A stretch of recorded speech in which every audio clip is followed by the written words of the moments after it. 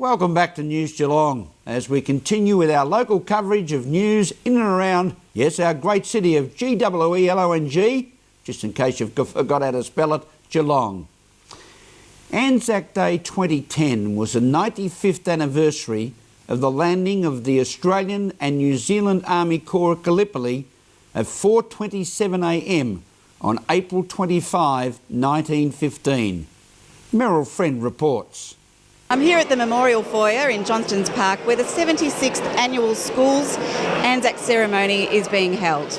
Well, Meryl, I think it's absolutely wonderful that the retired teachers have got a committee together and hold this school service for schools. I'm not sure exactly how many schools, but it's somewhere in the vicinity of 50 schools presented here that represent nearly 100,000 students in the Geelong area. Now, they've been doing this for 74 years, and it's just absolutely marvellous that the students are interested in their heritage and history of Australia, because if everyone looked at their phone book or their family tree, there's someone that would have served for Australia. So I think it's absolutely terrific. All right, I'm joined with Jack Williams and Jade Taylor. They're the captains of Newtown Primary School, and you have the honour today of being at the Anzac service and laying the wreath. What does it mean to you, Jade? Well, it's a really great honour to be representing our school, and it's really good to come to this place and remember the Anzacs that fought and sacrificed some of their lives. And Jack, what does it mean for you? Like Jade said, it's a real big honour, and to be here and respect all the Anzacs that fought in the wars, not just at Gallipoli but everywhere. Okay, Heather Robertson, you're principal of Newtown Primary School and the president of the committee for the school's Anzac service. Now, what does it mean to you to be able to have the kids here involved in this?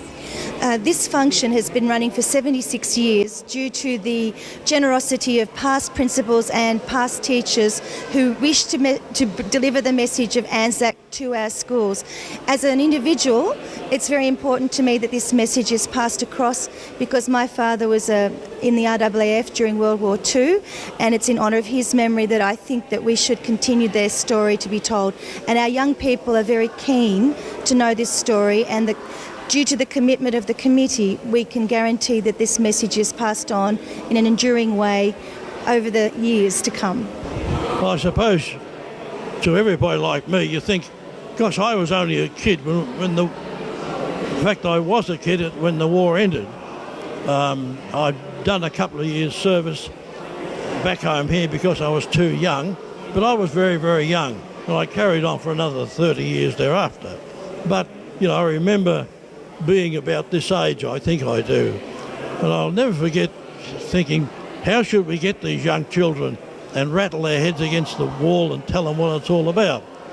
Well, I had an occasion at a Polar Bay about a year or so ago where two local lads climbed up to the War Memorial, the Marble War Memorial, broke off the rifle and destroyed it.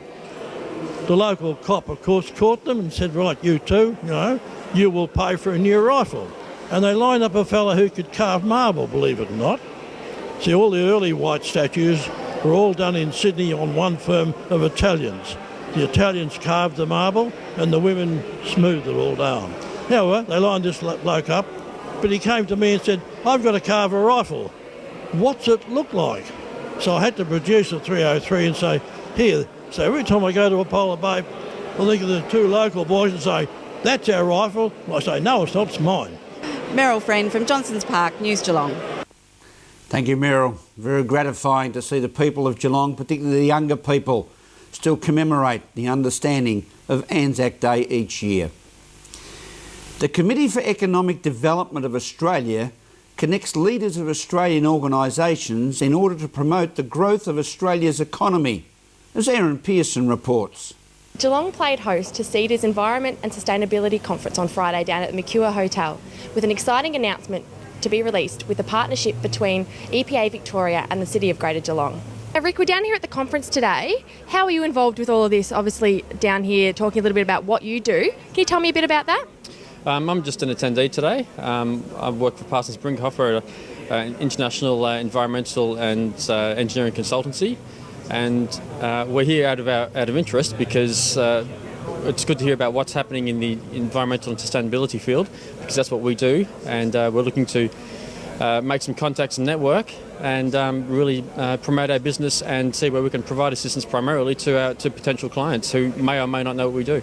And what are some of the projects that you've been involved with your organisation? PB has designed Eastlink in Melbourne, so the largest road job in Victoria in the last 50 years.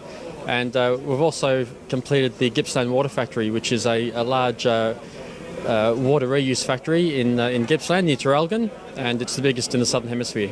Now, Mayor, we're down here today at the CEDA Sustainability and Environmental Conference. Yep. What's it all about here today? Oh, well, look, it's about a way forward. It's about a way of greening Geelong. It's about a way of development in sustainable and making development sustainable. It's about getting business and the community and the city and all the people that have an influence on how we do business, getting them together and looking for a way forward.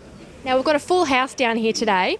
Is it also about networking between businesses, sort of sharing your ideas about sustainability and environment in business? Oh, there's no doubt about that. Networking is a part of it. They've just had a very robust question and answer session, so that was good, And every time we go somewhere like this, there's an opportunity to network, and that's what this is all about. Not one organisation can do it on their own. We've got to be together and working for the same goal.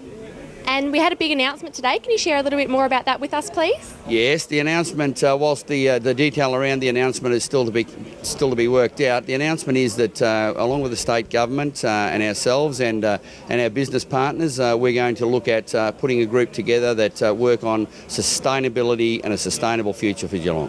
Tonya Higgins from EPA Victoria. How are you involved in the conference today?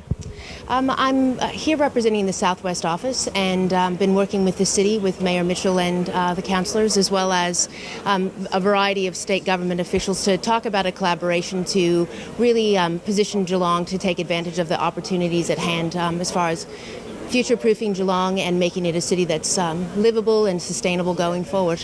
Now, we had a pretty exciting statement come out today, some plans that are coming up. Can you tell me a little bit more about the announcement? Absolutely.